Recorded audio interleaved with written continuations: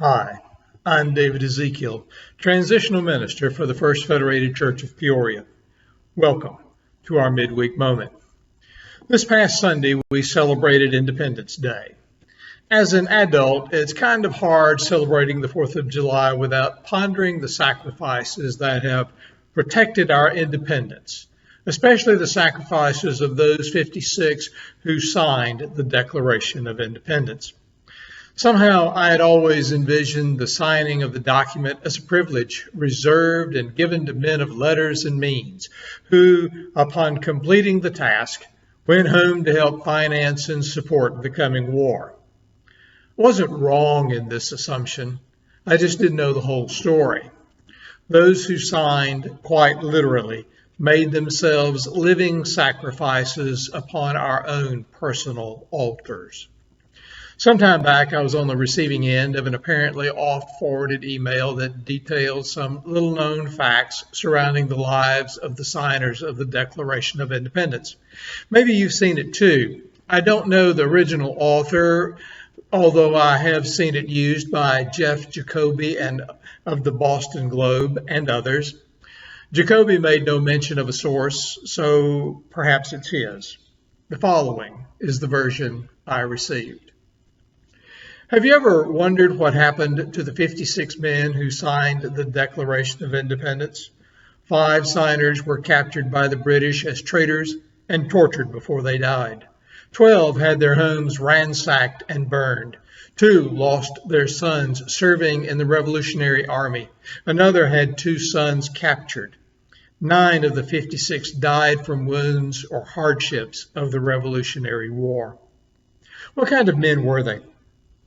24 were lawyers and jurists, 11 were merchants, 9 were farmers and large plantation owners. These were men of means and well educated. But they signed the Declaration of Independence knowing full well that the penalty would be death if they were ever captured. Carter Braxton of Virginia, a wealthy planter and trader, saw his ships swept from the seas by the British Navy. He sold his home and properties to pay his debts and died in rags. Thomas McKeon was so hounded by the British that he was forced to move his family constantly. He served in the Congress without pay and his family was kept in hiding.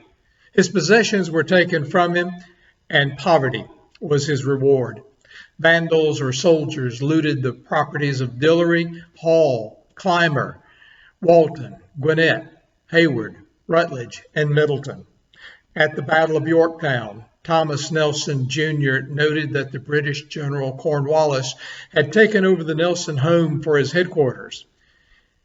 He quietly urged General Washington to open fire. The home was destroyed, and Nelson died bankrupt. Francis Lewis had his home and properties destroyed. The enemy jailed his wife, and she died within a few months. John Hart was driven from his wife's bedside as she was dying. Their 13 children fled for their lives. His fields and his grist mill were laid to waste. For more than a year, he lived in forests and caves, returning home to find his wife dead and his children vanished. A few weeks later, he died from exhaustion and a broken heart. Norris and Livingston suffered similar fates. Such were the stories and sacrifices of the American Revolution. These were not wild-eyed, rabble-rousing ruffians. They were soft-spoken men of means and education. They had security, but they valued liberty more. Unwavering, they pledged for the support of this declaration, with firm reliance on the protection of the divine providence. We mutually pledged to each other our lives, our fortunes, and our sacred honor. They did. As a result, they gave you and me a free and independent America. The Founding Fathers got a lot of things right, not the least of which was the quotation mentioned a moment ago. For to rely on the protection of the divine providence while mutually pledging to each other our lives, our fortunes, and our sacred honor may well be the secret to a life well lived in the eyes of our Creator. Therefore, honor God with your life as well. I'm David Ezekiel. Thank you for remembering Independence Day with me, and thank you for sharing this midweek moment.